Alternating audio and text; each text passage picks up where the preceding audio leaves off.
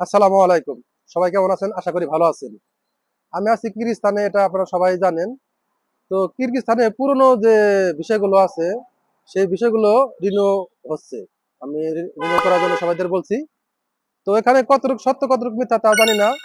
তো এখানে পুরনো বিষয় ফের নতুন করে রিনিউ করার জন্য কি করতে হয়?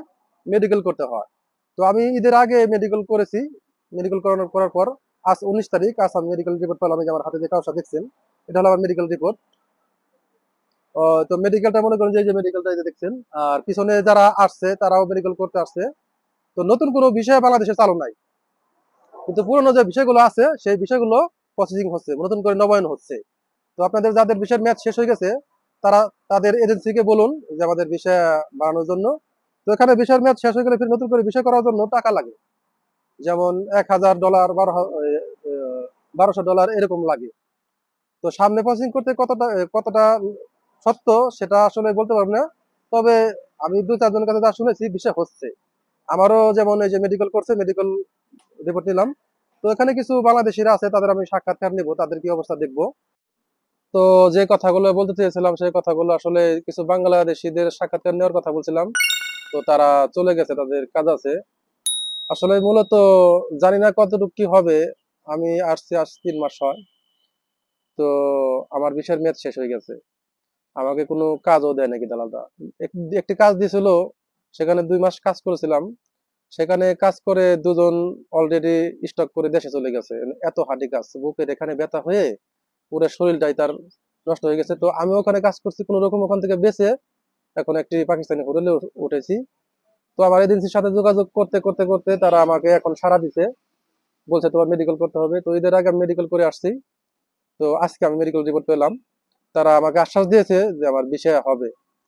এই নতুন বিষয় চালু নাই, তো পুরোনো বিষয় পরে আবার নবায়ন করা যাচ্ছে। তো আজ মেডিকেল রিপোর্ট পেলাম আমি।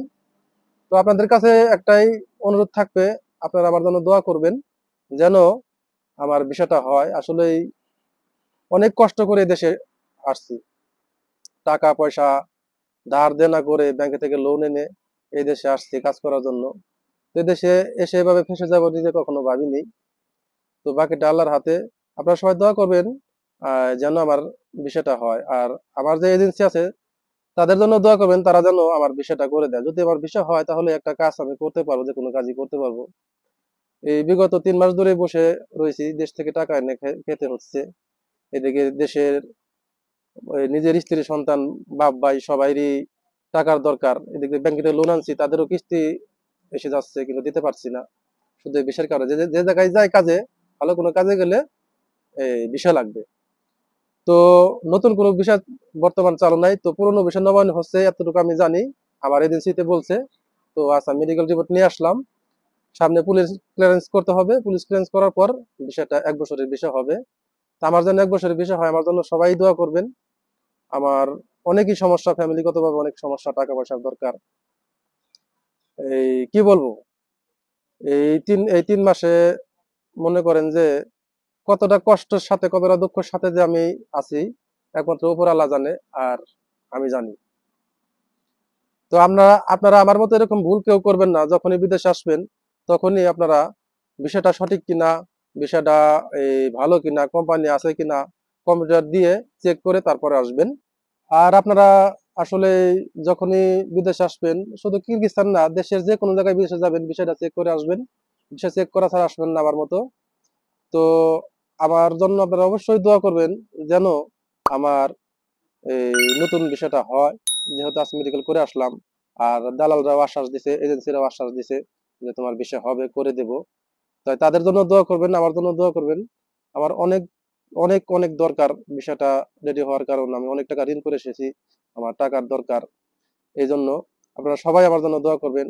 আর আমার এই ভিডিওটা যারা যারা দেখবেন অবশ্যই লাইক কমেন্ট শেয়ার করবেন, যেন অন্যের কাছে পৌঁছে যায় এবং সবাই দেখতে পারে। আমি কাউকে খারাপ বলছি না, দালালকেও খারাপ বলছি না, এজেন্সিকেও খারাপ বলছি না, বা নিজেকেও খারাপ বলছি না। আসলে ভাগ্যের নির্মম পরিহাস, এই কারণে এরকম হয়েছে। আমার মতো অনেকেই আছে যারা কিরগিজস্তান প্রবাসী আছেন, তারা তাদের এজেন্সির সাথে যোগাযোগ করুন। মনে হয় নতুন ভিসা হচ্ছে, মানে পুরনো যাদের ভিসা আছে সেই ভিসাগুলো হচ্ছে, মানে নতুন করে ভিসা যাচ্ছে না কিরগিজস্তান থেকে, পুরনো লোকের ভিসা হচ্ছে আমার মনে হয়, যেহেতু আমার এজেন্সি বলেছে। তা আমার জন্য সবার কাছে দোয়া চাচ্ছি, এবং আল্লাহ তাআলার কাছে সবাই দোয়া করবেন যেন আমার বিষয়টা হয়। বিষয়টা হলে আমি কিছু একটা কাজ করতে পারবো, কারণ বিগত এই কিছুদিন যাবত হোটেলে বসে রয়েছি। ওই খানার 300, থাকার 300, টোটাল 600 শ্রম করে দিতে হচ্ছে। এই টাকাগুলো আমি কোথায় পাবো? টাকাগুলো নাই। তো এই ভিডিওর মাধ্যমে আপনাদের সবাইকে বলে দিলাম, এবং আপনারা সবাই জানবেন। এখানে কেউ কাউকে দোষারোপ করছি না, আমি কাউকে দোষ দিচ্ছি না। শুধু নিজের যে মনের কথাগুলো সেগুলো বলার চেষ্টা করেছি করেছি আপনাদের সামনে। যে কথায় যদি কোনো ভুলভ্রান্তি হয়ে থাকে তাহলে আমাকে মাফ করে দিবেন। আর ধনী গরিব, এই হিন্দু মুসলমান বৌদ্ধ খ্রিস্টান যারা আছেন সবাই আমার জন্য একটু দোয়া করবেন যেন আমার বিষয়টা হয়। আমি অনেক টাকা ঋণ করে এসেছি, টাকাগুলো আমার শোধ করতে হবে, মানুষের ঋণের বোঝা আর বইতে পারছি না। তো আজকের ভিডিও এ পর্যন্তই। সবাই চ্যানেলটাকে সাবস্ক্রাইব করবেন, লাইক করবেন, কমেন্ট করবেন, শেয়ার করবেন এবং আমার জন্য দোয়া করবেন। আজ এ পর্যন্তই। Bye bye.